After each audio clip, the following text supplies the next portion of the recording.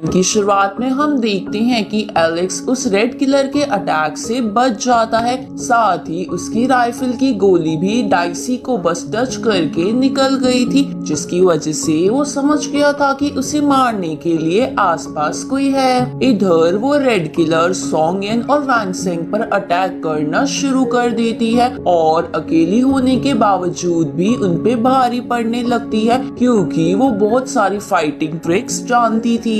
दूसरी तरफ डाइसी अपने सैनिकों से कहकर सोंग फैमिली के उन लोगों को मारने के लिए कहता है, क्योंकि वो देखना चाहता था कि आखिर कौन उन्हें बचाना चाहता है। अब ये सब वैंग सेंग भी देख लेता है, पर तभी वो रेड किलर की वजह से खाई में गिरने लगता है, लेकिन कैसे भी वो हिम्मत करके ऊपर आ जाता है और रेड किलर पर एक बॉम्ब फेंकता है, जिसकी वजह से उसे थोड़ी देर के लिए अच्छे से कुछ दिखाई नहीं दे रहा था। इसी बीच वैंग सेंग सोंगयन से कहता है कि तुम इस किलर को थोड़ी देर के लिए उलझाओ, इतने मैं डाइसी को देखता हूँ। इसके बाद सोंगयन उस किलर से लड़ना और वैंग सेंग डाइसी पर निशाना लगाना शुरू कर देता है, पर वैंग सेंग निशाना लगाते समय घबरा रहा था, क्योंकि उसके पास बस एक ही चांस था।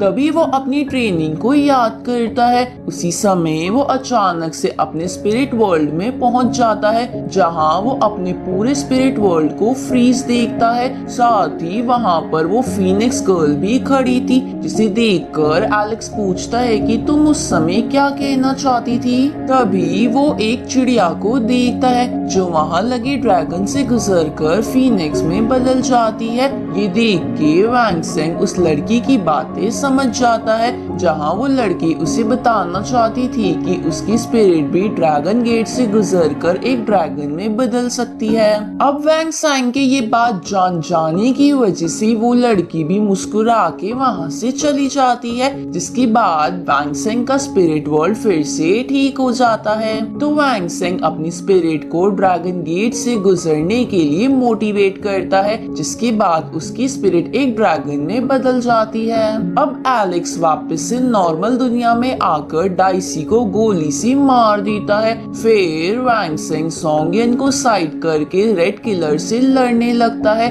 जहां अब वो उसे लगभग बराबर की टक्कर दे रहा था। ये देखकर वो रेड किलर उसे चकमा देते हुए वहां से भाग जाती है। आगे सोंगयन वैंग सेंग से पूछती है कि तुम फर्स्ट लेवल स्पिरिट में कैसे पहुंच गए, जबकि तुम्हारी स्पिरिट तो किसी भी लेवल की नहीं थी। जिस पर वैंग सेंग कहता है कि अगर मन में विश्वास हो तो ऐसा हो सकता है। तभी उसे अपने एआई सिस्टम से पता चलता है कि आसपास कोई है, तो वैंग सेंग सोंगयन को वहां से लेके चला जाता है, जिसके बाद वहां डाई के सैनिक आते हैं और देखने लगते हैं कि डाई को किसने मारा।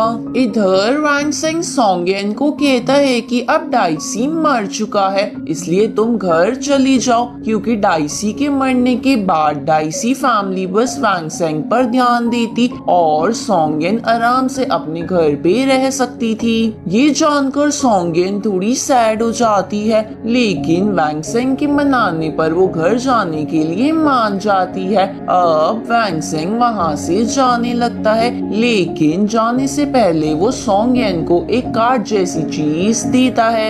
आगे वैंग सेंग अपने सामने कई सारे सिपाहियों को देखता है। साथ ही दूसरी तरफ से याओ गाओ भी आ रही थी, तो वैंग सेंग याओ गाओ की तरफ जाता है, जहां याओ गाओ उसे बताती है कि वो सारे सैनिक सोंग फैमिली के हैं, जो यहाँ किसी मिशन से आए हैं। साथ ही वो बताती है कि उन्होंने डाइसी के भी कुछ लोगों को मारा है। ये सुनकर वैंग सेंग कुछ सोचने लगता है और उसे याद आता है कि सोंगमिंग ने उसे बोला था कि वो उसे शहर से सेफली बाहर निकालने के लिए कुछ सिपाही भेजेगा। तो वैंग सेंग को लगने लगता है कि ये वही सिपाही हैं, पर वैंग सेंग फिर भी याओ गाओ को उन्हें फॉलो करने के लिए कह देता है। और इसी के साथ ये एपिसोड यहीं खत्म होता है।